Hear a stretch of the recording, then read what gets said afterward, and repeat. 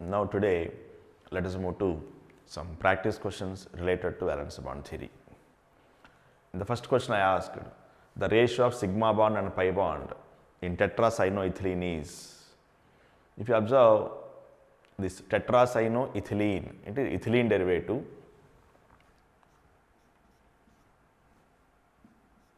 ethylene, tetracyanoethylene,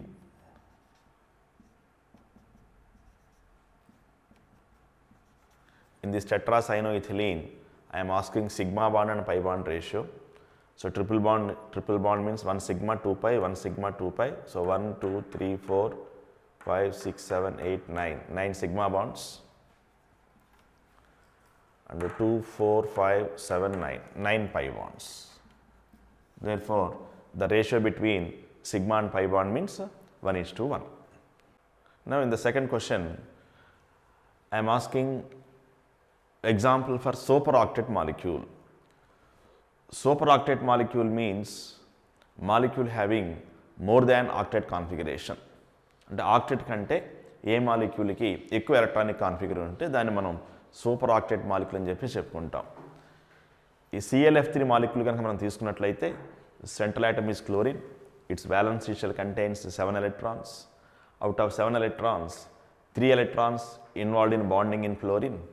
So in the case of chlorine, I am writing here 5, 6, 7 valence electrons and 3 fluorines. 1 electron, second electron, third electron. So one pair here, second pair, third pair, and fourth pair, and fifth pair. So totally 5 pairs are there. Means totally this molecule near central atom we have after bond formation 10 electrons are there. So this is also a superoctet molecule. Now coming to PCl5 molecule, central atom is phosphorus. It contains 5 valence electrons. Now I am taking 5 chlorines. 5 chlorines. So here also after bond formation 10 electrons we have. This is also example for superoctet molecule. Now I am taking IF7 iodine heptafluoride. This is called as interhalogen compound. In this iodine heptafluoride, once again iodine 7 unpaired 7 electrons are there. Now 7 fluorines. 7 fluorines means totally after bond formation 14 electrons are there. So this is also example for superoctet molecule. Now I am writing NH3 nitrogen 5 electrons. Out of 5 electrons, 3 bonds with 3 hydrogen atoms. So total 4 pairs are there. Therefore 8 electrons near central atom. 8 electrons near central atom means this is example for octet molecule. So ABC now becomes a superoctet molecule. That means only A and B is wrong, only C and D is wrong, only D is wrong, ABC correct. So fourth option is correct. Which of the following does not exist? అంటే ఈ కింద నేను ఇప్పుడు 4 options ఇస్తున్నాను. వాటిల్లో a molecule exist అవ్వదు అని చెప్పేసి అడుగుతున్నాను నేను. First one is SF4, second one OF2, third one OF4, and fourth one is PCl5. So SF4 molecule means sulfur central atom, it contains 6 valence electrons. Out of 6 valence electrons, 4 electrons involved in bonding, and therefore we are getting here SF4 molecule. And in OF2, oxygen valence shell contains 6 electrons like sulfur, but 2 bonds with 2 fluorine atoms.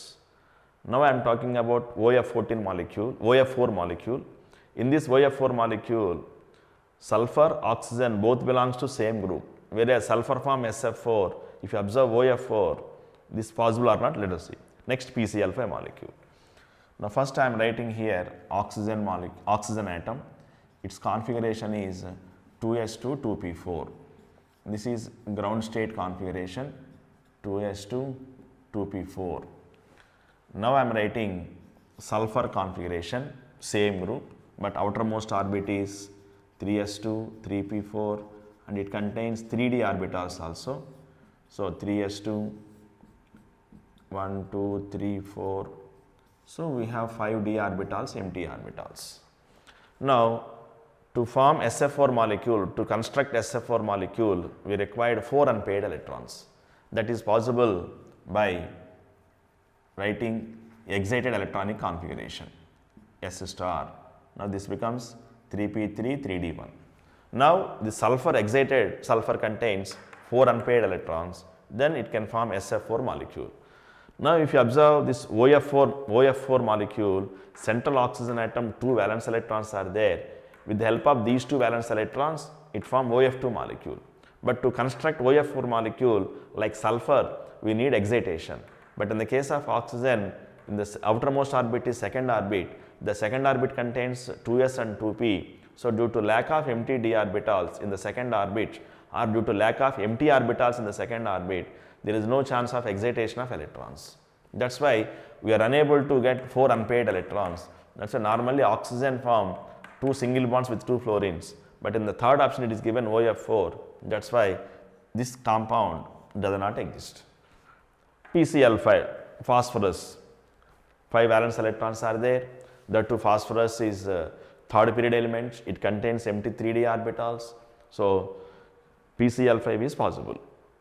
So among these 4, OF4 does not exist. Why OF4 does not exist means due to lack of empty orbitals in the outermost second orbit. Fourth question. The phosphate of a metal has formula MHPO4. I am asking its chloride formula. That means metal form MHPO4 type of phosphate. Then from this formula I am asking, please find out chloride formula. First option is given MCl, second one is MCl2, third one is MCl3 and fourth one is M2Cl3. So among these 4, from this formula phosphate of M, what is its chloride formula? So according to this MHPO4, this phosphate -3, hydrogen +1, so compulsory M becomes +2. That means metal valency is 2. Metal valency is 2 means I am asking chloride formula. So metal and chlorine. Chlorine valency 1, metal valency 2. So by using crisscross process, the formula of chloride becomes MCl2. That's why in the 4 options, second one is correct. Now let us move to question number 5. In the electronic structure of H2SO4, the total number of unshared electrons. That means how many electrons are not involved in sharing I am asking. H2SO4 sulfuric acid, I am asking it contains 20 unshared electrons or 16 unshared electrons or 12 unshared electrons or 8 unshared electrons. So in H2SO4, sulfur is taken as central atom. We all know sulfur belongs to 6th A group. Sulfur belongs to 6th A group means maximum it can form 6 bonds due to availability of empty 3d orbitals. So sulfur I am writing here, and 2 hydrogens are there, 4 oxygens are available. So one oxygen I am writing double bond, second oxygen I am writing double bond, OH I am writing, and one more OH I am writing. H2SO4. For all bonded atoms, valencies are satisfied. Oxygen bivalent, sulfur 6 bonds due to availability of empty 3d orbitals, hydrogen monovalent. Then if you observe, in the case of hydrogen, no question of unshared electrons. But in the case of oxygen, its outermost configuration is NH2NP4. NH2NP4 or in particular 2s2-2p4. 2s2-2p4 means in the oxygen electronic configuration, we are getting total 6 electrons. Out of 6 electrons, shared electron. These 2 are called as unshared electrons. That's why near oxygen I am writing like this, unshared electrons, or we call it as lone pair of electrons.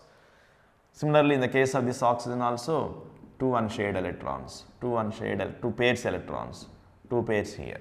So overall, in the case of sulfur, maximum valence is 6 satisfied here. That's why no question of unshared electrons near sulfur. Only oxygen contains unshared electrons. So 1, 2, 3, 4, 5, 6, 7, 8 pairs are there. 8 pairs means answer becomes 16. Here I am, observe carefully, I am asking total number of unshared electrons I am asking. I am not asking number of lone pairs. If they ask you number of lone pairs, then answer is 8. If it is total number of unshared electrons, then it becomes 16. Now let us move to 6th question.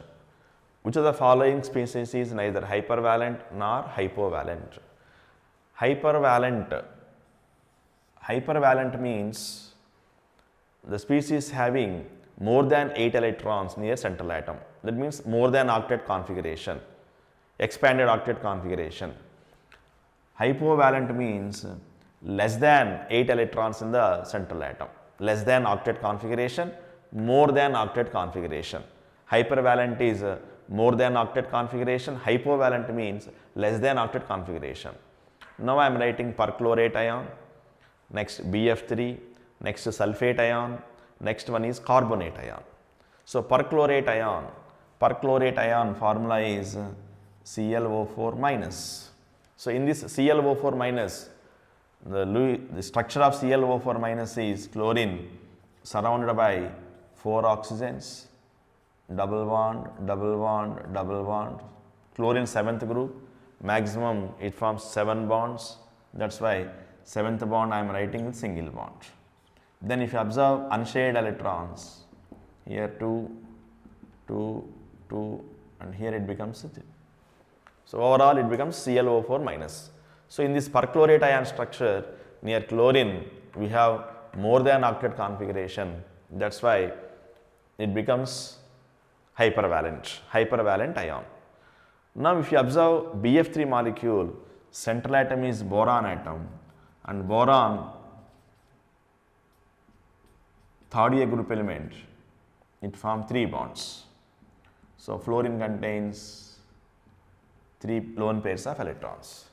Now if you observe BF3 formation near central atom we have less than 8 electrons. That's why it becomes hypovalent. So perchlorate ion is hypervalent, BF3 is hypovalent. Now let us move to sulfate ion. In sulfate ion, the formula is SO4 2 minus ion, sulfate ion. So sulfur surrounded by 4 oxygens. Sulfur surrounded by 4 oxygens. Sulfur has maximum forms 6 bonds. Then one double bond I am writing, one double bond I am writing, single bond, 2 pairs here, 2 pairs here, 2 pairs here, and here SO4 2 minus no, and here one more pair becomes SO4 2 minus ion. So in this particular sulfate ion also near central atom more than octet, 1, 2, 3, 4, 5, 6, 12 electrons are there, more than octet configuration, it becomes hypervalent species. Now let us move to carbonate ion. Carbonate ion formula is CO3 2 minus ion. So CO3 2 minus ion, carbon surrounded by 3 oxygens. Now carbon maximum form 4 bonds, CO3 2 minus. Here 3 pairs I am writing, here 3 pairs I am writing, that is CO3 2 minus ion. In this CO3 2 minus ion, near central atom, 8 electrons are there, means octet configuration is available here. That's why this is hypervalent, this is hypovalent, this is hypervalent. Here it satisfies octet configuration. In the question I am asking neither hypervalent nor hypovalent. That's why the correct option is carbonate ion. Now let us move to 7th question. Which of the following overlaps is incorrect, assuming Z-axis is internuclear axis? That means in the formation of molecule I am taking Z-axis as internuclear axis. So 2p by 2p by overlapping pi bond formation if Z-axis is internuclear axis. 2px sigma bond formation, 2s 2p by pi bond formation, 2pz sigma bond formation. In these I am asking which one is incorrect overlapping. Suppose I am writing if Z-axis is internuclear axis, then 2pz form sigma bonds. If 2pz form sigma bond, then 2px and 2py they can form pi bonds. That's why 2p by 2p by combination leads to pi bond formation, 2px is given sigma, but this is wrong because if z-axis is internuclear axis, always linear overlapping takes place along z-axis, it leads to sigma bond formation. That's why this is wrongly given, B. Next, 2s2p pi bond formation. Normal s orbital, it won't form pi bond, it always forms sigma bond. That's why if it is given 2s2py sigma bond, then it is correct. So 2s2py pi bond formation is wrong. Next, 2pz sigma bond formation is correct because z-axis is taken as internuclear axis. 2py form pi bond, 2pz form sigma bond. These two overlappings only valid overlappings, correct overlappings. 2px sigma is wrong, 2s2py pi bond is wrong. So B and C overlappings are incorrect. So fourth one is incorrect. Now let us move to the eighth question. The strength of bonds formed by 2s, 2p, 2p and 2s, 2p overlap has the order. That means in these three types of overlappings, which one is correct order of overlappings in terms of strength? Normal in the previous case we discussed about in valence bond theory postulates, the strength of covalent bond depends upon the extent of overlapping. That extent of overlapping depends upon the directional character of the bond. So if you observe s orbital and p orbital, s orbital is called as non-directional orbital and p orbital is called as directional orbital. That's why the overlapping involving two p orbitals form strong bond. That's why among these three overlappings, 2p is stronger bond. Next one is 2s2p and the least one is 2s2s. So 2p greater than 2s2p greater than 2s2s is the strength of bonds among three types of overlappings. So 2p greater than 2s2p greater than 2s2s. This is correct order of strength of bonds formed by three types of orbital overlappings. Now let us move to ninth question. Which of the following is incorrect for sigma and pi bond formed between two carbon atoms? That means this is based on the difference between sigma and pi bond formation between two carbon atoms. First one is given sigma bond is stronger than pi bond, that is true. And second one is given bond energies of sigma and pi bonds are of the order of 264 kJ per mole and 347 kJ per mole respectively. That means 264 kJ per mole is given for sigma bond, 347 kJ per mole is given pi bond. So among sigma and pi bond, sigma bond is stronger than pi bond. That's why this is incorrect. If you observe third statement, free rotation of surrounding atoms about a sigma bond is allowed but not in case of a pi bond. Yes, because sigma bond is formed by axial overlapping, linear overlapping of atomic orbitals, but in the case of pi bond is formed above and below the internuclear axis. That's why the rotation, sigma bond allows free rotation, whereas pi bond hinders the free rotation. If you observe fourth option, sigma bond determines the direction between carbon atoms, but in a pi bond has no primary effect in this regard. Yes, mainly the structure of compound described by sigma bonds. According to valence bond theory, we are ignoring pi bonds to describe the structures. That's why among these four, second one is incorrect statement. It is wrongly given sigma bond is weaker than pi bond, but sigma bond is stronger than pi bond. Now let us move to 10th question. Tetracyanomethane, carbon dioxide, benzene, 1,3-butadiene is given and they are asking ratio of sigma and pi bonds. Ratio of sigma and pi bonds is in the order. So carbon dioxide, CO2 molecule, next benzene, C6H6, next tetracyanomethane, first one tetracyanomethane, C and taken 4 times. And fourth one is 1,3-butadiene. 1,3-butadiene.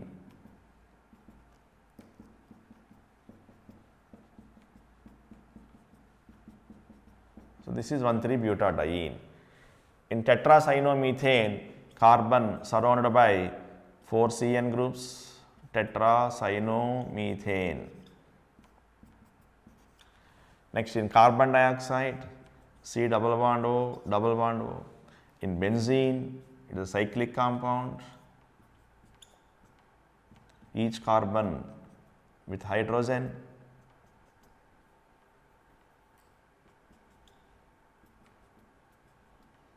next pi bonds.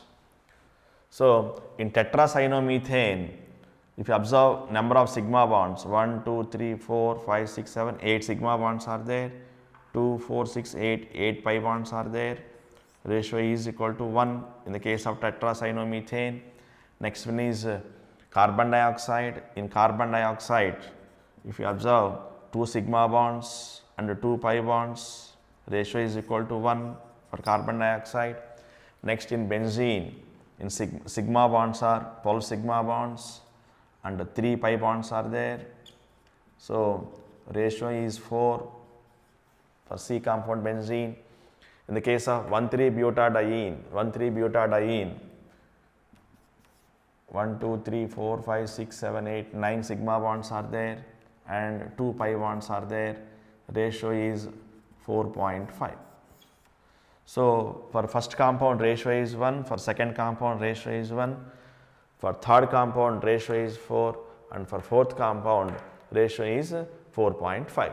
So based on this, what I am asking, the correct order of in the ratio of sigma and pi bonds. Correct order means first A compound and B compound ratio is same. So A is equal to B, which is less than C and less than D. That is the correct order of ratio of sigma and pi bonds. So after observing these ratios, now I am giving the options. For A compound is equal to 1, B is equal to 1, so A is equal to B in these 3 options. So this is absolutely wrong, third one. A is equal to B, less than C and less than D.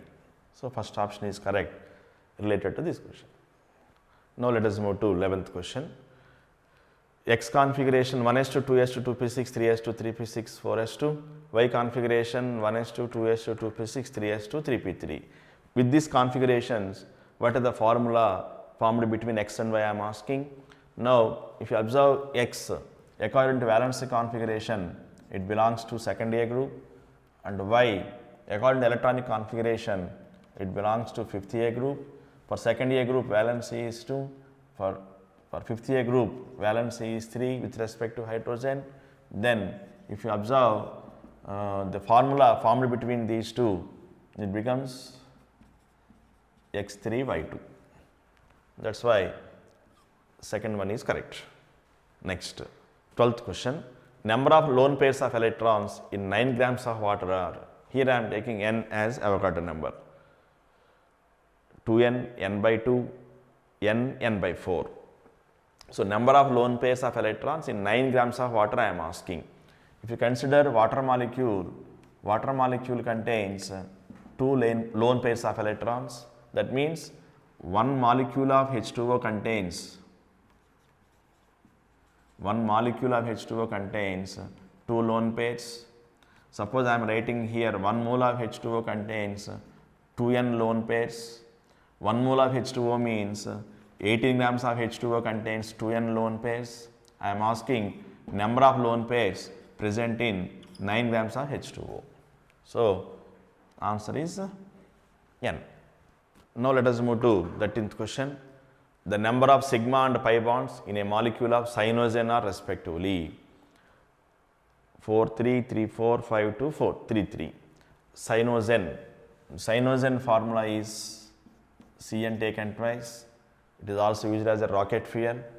According to valency rules, the cyanogen structure is carbon, triple bonded nitrogen, carbon, triple bonded nitrogen. This is the structure of cyanogen, Cn taken twice or C2N2. Then if you observe, it contains 3 sigma bonds and 4 pi bonds. So 3 sigma bonds and 4 pi bonds are present in a molecule of cyanogen. Next, if you observe 14th question, cation is isoelectronic with anion in. That means 4 compounds are given. Among these 4, I am asking cation is isoelectronic with anion. Before going to that, what is the meaning of isoelectronic?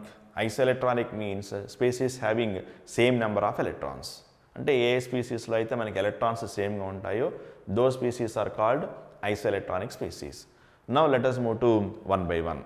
In the case of sodium chloride, Na plus Cl minus. Na plus contains 10 electrons and Cl minus contains 18 electrons. So these two are not isoelectronic. Next, potassium bromide, K plus and Br minus. In K plus, atomic number is 19, so it contains 18 electrons. Then what about bromide ion? What is the bromine atomic number or bromine configuration, bromide ion configuration?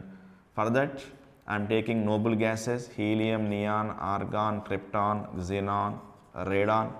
We required one idea about periodic table also, and I am writing numbers also 2, 8, 8, 18, 18, 32, 32. These are the maximum number of elements present in each period. That's why helium atomic number is 2, 2 plus 8, 10, neon atomic number, 10 plus 8, 18, argon atomic number, 18 plus 18, 36, 36 plus 18, 54, 54 plus 32, 86. These are the atomic numbers of noble gases. Before noble gases, we have halogens, fluorine here, chlorine here, bromine here and iodine here. Because I am asking about bromine, bromine configuration is that bromine atomic number is 35. So means it contains 35 electrons. But Br minus contains nearest noble gas is krypton, so it contains 36 electrons. That's why these two are also not isoelectronic. Now I am taking lithium fluoride. In lithium fluoride, Li plus ion and F minus ion is available here, Li plus F minus. So Li plus contains, it is duplet configuration, 2 electrons, and F minus contains octet configuration. That's why in this also cation and anion are not isoelectronic. Now I am taking rubidium bromide. So bromine atomic number is 35. Then what is the position of rubidium? Actually, after these noble gases, we have alkali metals. I am writing here sodium, here lithium, sodium, potassium, rubidium, cesium, alkali metals. Means krypton atomic number 36 means rubidium atomic number is 37.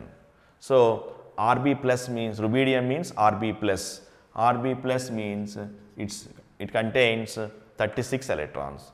So in rubidium bromide Rb plus and Br minus both contains the same number of electrons. That's why in fourth compound cation and anion are isoelectronic.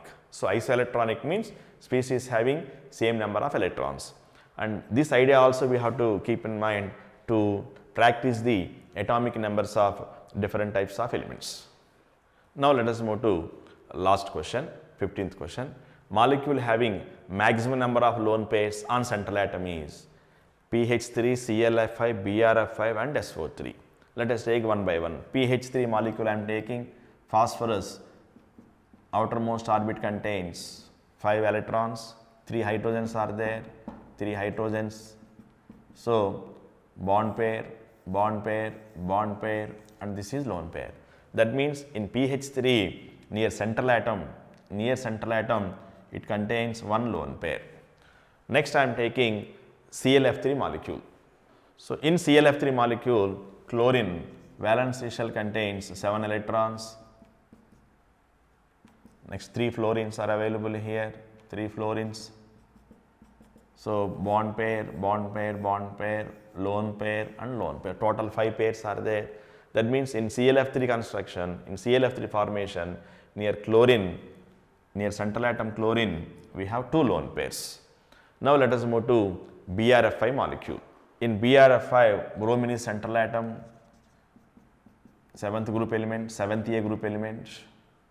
It contains 7 valence electrons, 5 fluorines we have to take, 3, 4, 5. So 5 bond pairs and 1 lone pair. So in BrF5 molecule, central atom contains 1 lone pair. Now let us move to SO3 molecule. In SO3 molecule, central atom is sulfur. Its valence shell contains 6 electrons, 3 oxygens we have to take.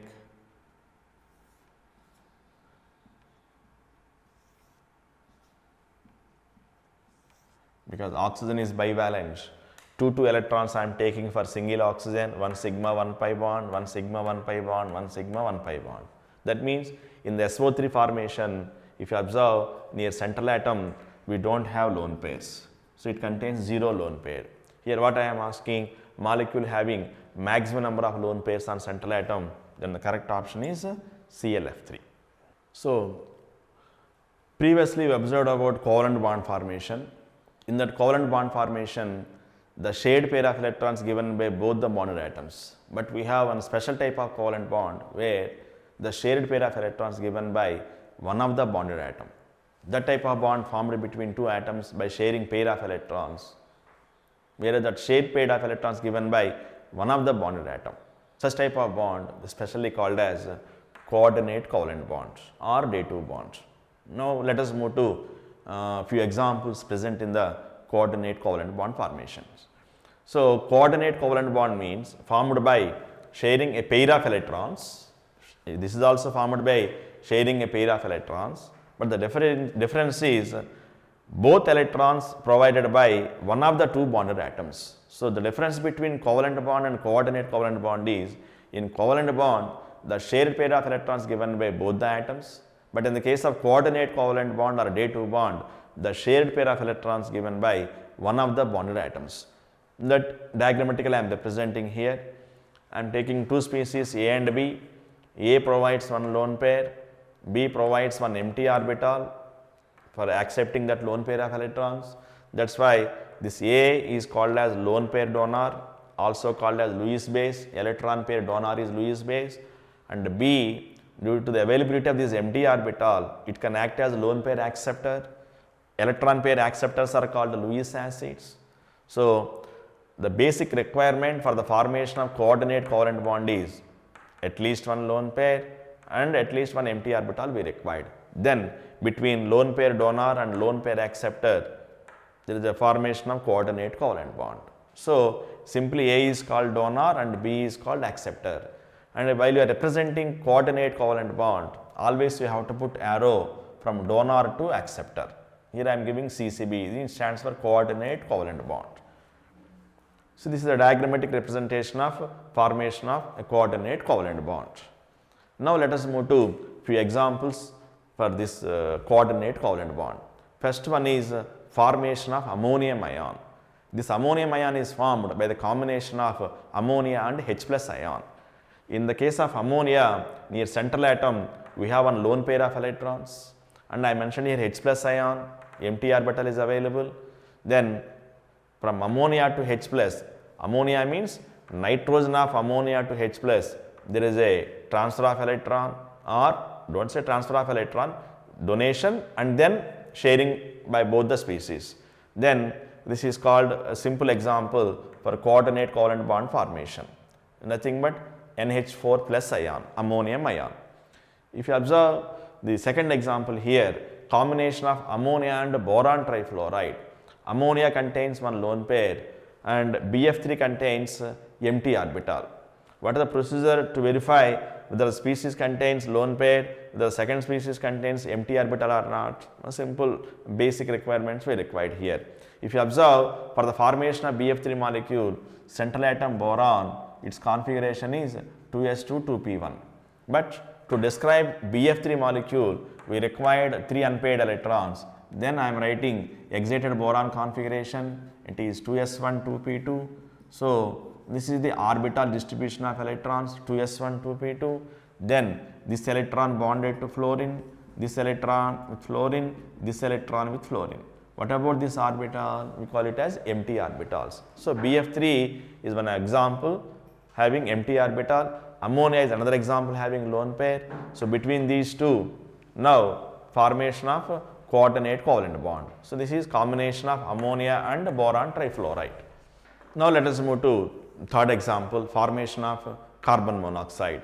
In the formation of carbon monoxide, carbon valency shell contains 4 electrons and oxygen valency shell contains 6 electrons. If carbon valency shell contains 4 electrons and oxygen valency shell contains 6 electrons, then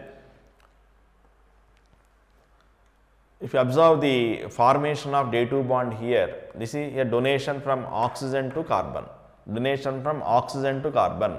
That means 2 electrons and 2 electrons, they form single bond and pi bond, and near oxygen we have some extra electrons also. By using that extra electron, it can form a day 2 bond from oxygen to carbon.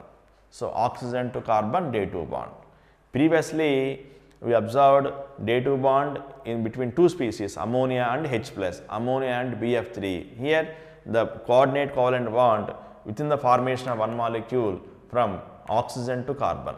For this, we have a special name, we will discuss later on. But here, I am talking about the day 2 bond formation. Yes, this is also called as day 2 bond, because here this pair or this bond pair given by only one oxygen, but shared by both the oxygen and carbon.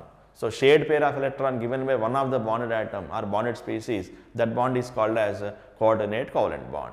Now, let us move to next example, that is N2O5, dinitrogen pentoxide, strongly acidic oxide of nitrogen in 5th group, N2O5 dinitrogen pentoxide.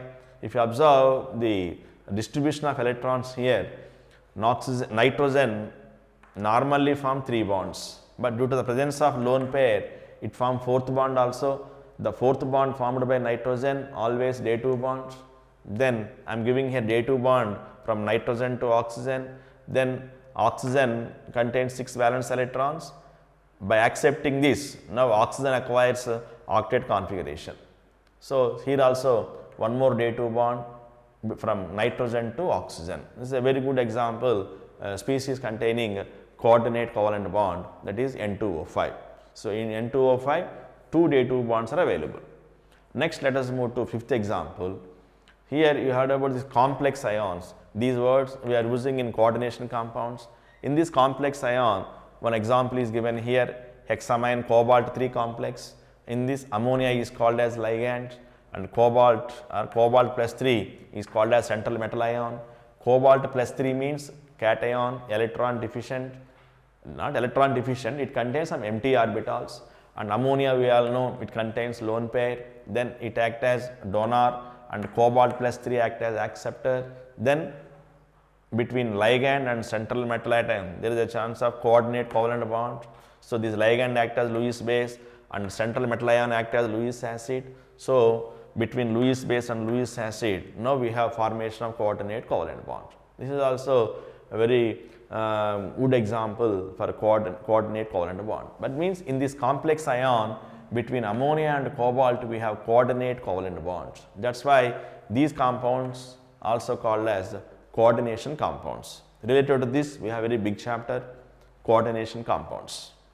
Now, let us move to one more important parameter called as formal charge.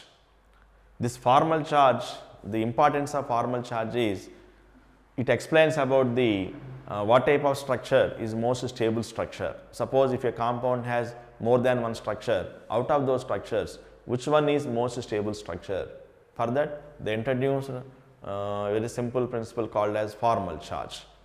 Then this formal charge mathematically equal to formal charge on an atom in a Lewis structure is equal to total number of valence electrons in the free atom. That means in free state, how many valence electrons are there, minus total number of lone pair electrons, total number of lone pair electrons, not number of lone pairs, how many lone pair electrons are there, minus half of total number of shared electrons. That means how many electrons are shared. Now, let us move to various examples related to formal charge calculations. This is ozone molecule, which is labeled as 1, 2, 3. Now, let us move to formal charges on all these 3 oxygen atoms. First, I am taking oxygen labeled as 1. For this labeled oxygen, formal charge is equal to number of valence electrons in free state minus 6 electrons minus number of unshared electrons, 2 minus half of number of shared electrons, 1, 2, 3, 3 bonds are there, so 6. So, 3 times, then formal charge is plus 1 for this oxygen atom which is labeled 1. Now let us move to oxygen, which is labeled as to second oxygen atom. Formal charge is equal to, once again in free state, valence electrons 6 minus number of unshared electrons 4 minus half of number of shared electrons 4. Means here for this atom formal charge is equal to 0. Now let us move to third oxygen atom. Third oxygen atom formal charge is equal to free state valence electrons 6 minus number of unshared electrons 6 minus half of number of shared electrons 2. Then we are getting minus 1. So plus 1 for this oxygen, 0 for this oxygen and minus 1 for this oxygen. But if you add all these formal charges, it becomes equal to 0. Therefore, the sum becomes equal to 0. This is a total neutral molecule. Now, for this ozone, after this calculation, those formal charges we are representing like this. Central oxygen plus and this oxygen minus. Here 0 formal charge. Now, let us move to second example, N2O called as nitrous oxide. This is the Lewis structure given here. 3 electrons are shared, 2 electrons are shared, unshared electrons, unshared electrons. Then for this nitrogen atom, for this nitrogen, formal charge is equal to valence electrons of nitrogen 5 minus unshared electrons 2 minus half of shared electrons 6. Then for this nitrogen, formal charge is 0. Formal charge is 0 here. Now let us move to central nitrogen atom here. For this, formal charge is equal to, once again, valence electrons 5 minus shared electrons. 4 electrons are shared. That's why here no unshared electrons, 0. Next 8 electrons are shared here, half of 8. Then it becomes plus 1 for central nitrogen atom, plus 1. Now let us move to oxygen atom here. For this oxygen, formal charge is equal to free electrons 6 minus unshared electrons 6 minus half of shared electrons 2. That means for this oxygen, formal charge becomes equal to minus 1.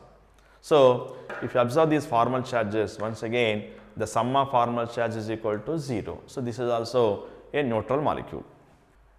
Now let us move to third example, carbon surrounded by 3 oxygens. Let us find out formal charges and all these atoms. For this oxygen, formal charge is equal to oxygen free electrons 6 minus half of shared electrons 4 minus unshared electrons 4. That means for this oxygen, formal charge is 0. Now let us move to central carbon atom.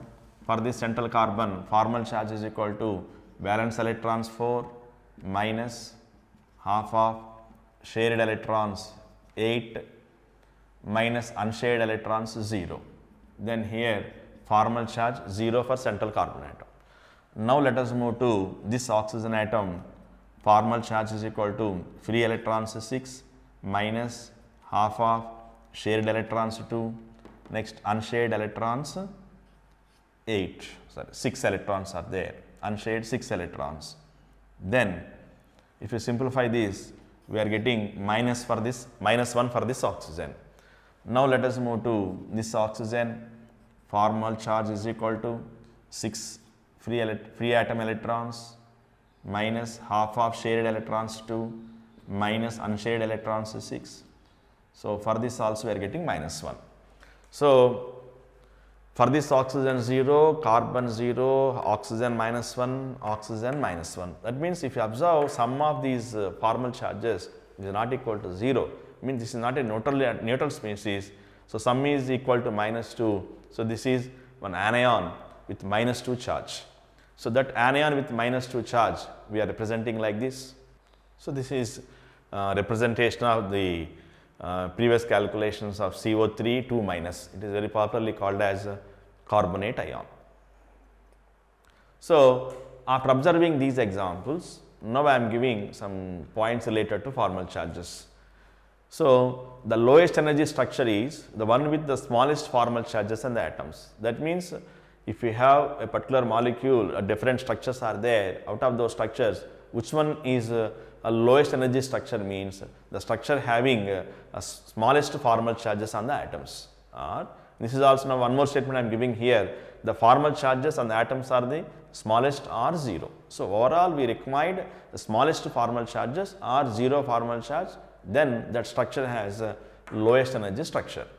Next, after calculating these formal charges, you have to verify the more electronegative atoms, the more electronegative atom acquires negative formal charge or not.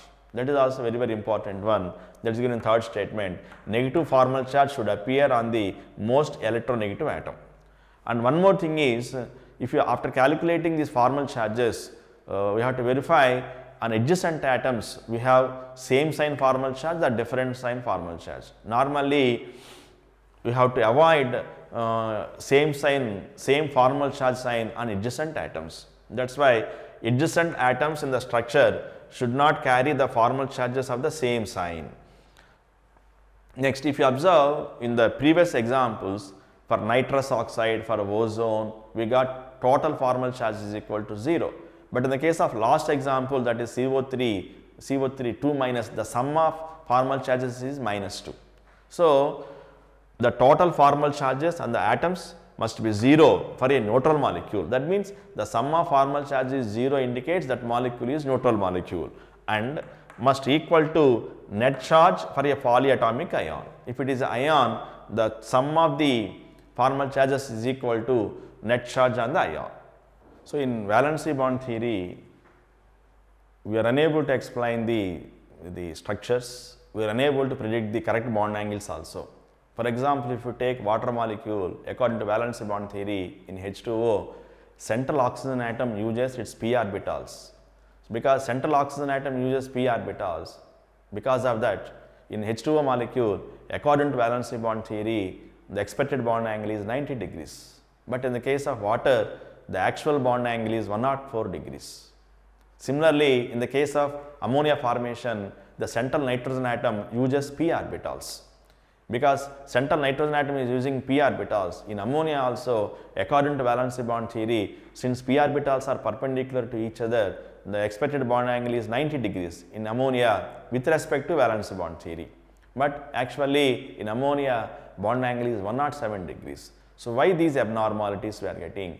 Deviations in the bond angles, distortions in the bond angles. At the same time, valency bond theory unable to predict the structures of few molecules also.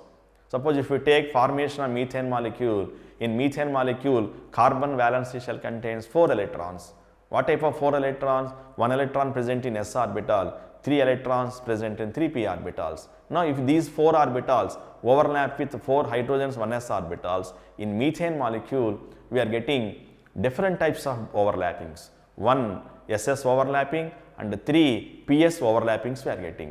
Because ss overlapping and ps overlapping, they differ in their bond strengths. Definitely in methane molecule, according to valency bond theory, we are unable to explain the relative strength of bonds also. Experimentally, in methane molecule, all bonds are equivalent. All bond strengths are equivalent. But according to valency bond theory, that methane contains 1 ss bond and 3 ps bond. So, ss bond strength is not equal to ps bond strength. That means, according to valency bond theory, in methane molecule, the bond strengths are not equal. At the same time, if you want to predict the bond angles, we have different overlappings are there. One is ss overlapping, another one is ps overlapping. Then we are getting some uncertainty related to bond angle in methane molecule also. But experimentally, in methane molecule, the bond angle is 109 degrees. So, to overcome all these effects, to overcome all these difficulties, they introduced a very important theory called as VSEPR theory. The full form of this is valence shell electron pair repulsion theory. Valence shell electron pair repulsion theory. అంటే valence shell లో ఉండేటువంటి electron pairs మధ్య వచ్చేటువంటి repulsions వలన మనకి ఈ bond యాంగిల్స్లో deviations, స్ట్రక్చర్స్లో deviations కూడా వస్తూ ఉంటాయి. సో ఇప్పుడు మనం ఈ థియరీ గురించి మనం బాగా ఎక్స్ప్లెయిన్ చేసాం. ఫస్ట్ నేను ఇక్కడ మీకు పాస్టులేట్స్ ఇస్తున్నాను, important points related to VSEPR theory. One by one let us move. Then I am going to explain examples related to this VSEPR theory. So according to VSEPR theory, the shape of molecule determined by the repulsions between electron pairs present near central atom in the molecule. That means అంటే ఒక molecule యొక్క దాని స్ట్రక్చర్ని చెప్పడానికి, అందులో వచ్చినటువంటి bond angles డీవియేషన్స్ని explain చేయడానికి మనం ఏం చూడాలి అంటే ఆ సెంట్రల్ ఆటమ్ దగ్గర ఉన్నటువంటి ఎలక్ట్రాన్ పేర్ల మధ్య జరిగేటువంటి వికర్షణలు మనం చూసుకుంటూ ఉండాలి. అందుకనే the shape of molecule is determined by the arrangement and repulsions between all of the electron pairs present in the valence shell of the central atom. Electron pairs, electron జంటలు. Electron pairs means bond pairs and lone pairs. Both we have to count. That's why here given electron pairs means bond pair as well as lone pair. Next, ఇక్కడ మనం ఒక అణువు ఏర్పడినప్పుడు in the formation of a molecule, all these pairs, electron pairs means bond pairs and lone pairs occupy some space around the central atom. ఎలా occupy చేస్తాయి అంటే ఆ electron జంటల మధ్య మినిమం వికర్షణలు రావాలి. we required minimum repulsions among electron pairs. మరి minimum repulsions రావాలి అంటే ఆ ఎలక్ట్రాన్ జంటలు దగ్గరగా ఉండకూడదు, దూరంగా ఉండాలి. అంటే వీలైనంత వరకు దూరంగా ఉండి వాటి మధ్య వికర్షణని మనం మినిమైజ్ చేసుకుంటే ఆ మాలిక్యూల్స్ కొంచెం స్టేబుల్గా ఉంటాయి. అందుకని ఇక్కడ చూడండి, these pairs of electrons tend to occupy such positions in space that minimize repulsion and thus maximize distance between them. అంటే ఆ ఎలక్ట్రాన్ జంటల మధ్య మ్యాక్సిమం డిస్టెన్స్ ఉంచుకుంటూ వాటి మధ్య వికర్షణని మనం తగ్గించినట్లయితే ఆ మాలిక్యూల్ కొంచెం స్టేబుల్గా ఉండడానికి అవకాశం ఉంటుంది. Next, in this VSEPR theory మనం నిన్న వ్యాలెన్సీ బాండ్ థియరీలో చూసుకున్నప్పుడు ఈ వ్యాలెన్సీ బాండ్ థియరీలో మనకి డబుల్ బాండ్స్, ట్రిపుల్ బాండ్స్ కూడా వచ్చినాయి. వాటిని మనం మల్టిపుల్ బాండ్స్ అంటాం. కానీ ఈ VSEPR థియరీలో ఆ మల్టిపుల్ బాండ్స్ని మనం సింగిల్ బాండ్గానే తీసుకుంటాం. అది ఇక్కడ statement. A multiple bond is treated as if it is a single electron pair and the 2 or 3 electron pairs of a multiple bond are treated as a single super pair. అంటే ఆ multiple బాండ్ని ఉన్నటువంటి 2 బాండ్స్ని కానీ ఆ 2 పేర్స్ని కానీ 3 పేర్స్ని కానీ ఏమని పిలుస్తారంటే single super పేర్ అని చెప్పి పిలుస్తుంటాం. అంటే ఓవరాల్గా in VSEPR theory the multiple bond is taken as a single bond. Next, ఇప్పుడు మనకి ఈ సెంట్రల్ ఆటమ్ దగ్గర మనకి లోన్ పేర్స్ ఉంటాయి, బాండ్ పేర్స్ ఉంటాయి. అంటే అన్ని మాలిక్యూల్స్లో సెంట్రల్ ఆటమ్ దగ్గర లోన్ పేర్స్ ఉంటాయని కాదు, ఒకవేళ ఉంటే లోన్ పేర్స్, బాండ్ పేర్స్ ఉండటం మూలాన ఆ ఎలక్ట్రాన్ పేర్స్ మధ్య రిపల్షన్స్ వస్తూ ఉంటాయి. ఆ ఎలక్ట్రాన్ పేర్స్ మధ్య వచ్చేటువంటి రిపల్షన్స్ ఆర్డర్ కనుక మనం చూసుకున్నట్లయితే loan pair repulsions more than lone pair, bond pair repulsions more than bond pair repulsions. ఎందుకంటే ఈ లోన్ పేర్స్ అనేటువంటివి పూర్తిగా సెంట్రల్ ఆటమ్కి సంబంధించినటువంటివి. అదే మనం బాండ్ పేర్ కనుక మనం తీసుకున్నట్లయితే that bond pair concentrate between 2 bonded atoms. అందుకని ఈ బాండ్ పేర్స్తో కంపేర్ చేసుకుంటే లోన్ పేర్స్ ఎక్కువ స్పేస్ ఆక్యుపై చేస్తాయి కాబట్టి లోన్ పేర్కి మధ్య ఎక్కువ వికర్షణలు వస్తాయి when compared to lone pair, bond pair. And this lone pair repulsions are more when compared to bond pair repulsions. That's why here the order of repulsion between various electron pairs is lone pair greater than lone pair, bond pair greater than bond pair. But in some molecules, even though bond pair repulsions are minimum, in some molecules the bond pair repulsions also very plays important role, because we will give later on some examples also. The magnitude of repulsions between bond pairs and lone pair electrons depend on the electronegativity difference between the central atom and the other atoms bonded to it. For example, I am taking H2O molecule and then I am taking OF2 molecule. In both compounds, oxygen central atom. In both compounds, near oxygen atom we have 2 pairs of electrons. But in the case of H2O molecule, oxygen is more electronegative than hydrogen. That's why bond pair is towards oxygen. In the case of OF2 molecule, bond pair away from central atom. That means in H2O molecule, bond pairs are close to each other. That's why we have bond pair repulsions are more dominating here, even though lone pairs are there. Because of this, more winding of the bond takes place, and thereby if you take here x degrees bond angle and if you take y degrees bond angle, Definitely x greater than y. That means the magnitude of repulsions between bond pairs or magnitude of repulsions between bond pairs and lone pairs depends upon the electronegativity difference between central atom and bonded atom. So, మనకి ఈ VSEPR next పాస్టులు ఏంటంటే double bond cause more repulsion than single bonds and triple bond cause more repulsions than double bonds. అంటే ఇప్పుడు మనం triple bond, double bond, single bond compare చేసుకున్నట్లయితే triple bond adjacent బాండ్స్ని more repel చేస్తుంది. అదేవిధంగా double bond కూడా adjacent బాండ్స్ని repel చేస్తుంది. కానీ ఈ కంపారిజన్ చేసుకున్నప్పుడు triple bond repulsion more than double bond repulsion than single bonds. Next, molecules having 5 electron pairs adopt asymmetric trigonal bipyramidal structure having 2 long bond lengths and 3 short equatorial bond lengths. అంటే మనం ఒకవేళ మాలిక్యూల్లో కనుక 5 electron pairs కనుక ఉన్నట్లయితే ఆ 5 electron pairs trigonal bipyramidal structure ఉంటుంది. ఆ trigonal bipyramidal స్ట్రక్చర్లో 2 లాంగ్ బాండ్ లెన్స్ ఉంటాయి, 3 షార్ట్ బాండ్ లెన్స్ ఉంటాయి. ఈ లాంగ్ బాండ్ లెన్స్ని ఏమో యాక్సియల్ బాండ్ లెన్స్ అంటాం, ఈ షార్ట్ బాండ్ లెన్స్ని ఏమో ఈక్వటోరియల్ బాండ్ లెన్స్ అంటాం. ఈ trigonal bipyramidal స్ట్రక్చర్లో 3 equatorial bond angles are at 120 degrees while the axial to equatorial positions are 90 degrees.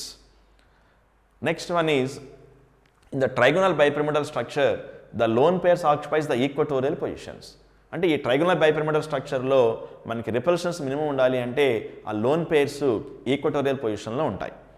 Next, in trigonal bipyramidal structure, if you have any double bonded oxygen, the double bonded oxygen also occupy the equatorial position. And if you observe in trigonal bipyramidal structure, if you have different types of atoms, in trigonal bipyramidal structure, always we have to put more electronegative atom in the axial position. If there are different types of atoms in a trigonal bipyramidal structure, the more electronegative atom occupy the axial positions. Next, if you observe in the octahedral structure means contains 6 electron pairs. If you have more than one lone pair, always those lone pairs occupies in the opposite position or opposite corners. Similarly, if you have double bonded oxygens, those double bonded oxygens also occupy the opposite corners of octahedron. So these are some important postulates related to VSEPR theory. The next we have to discuss about the applications of this VSEPR theory. అంటే ఈ VSEPR theory postulates ని మనం apply చేసుకొని కొన్ని examples మనం చూద్దాం.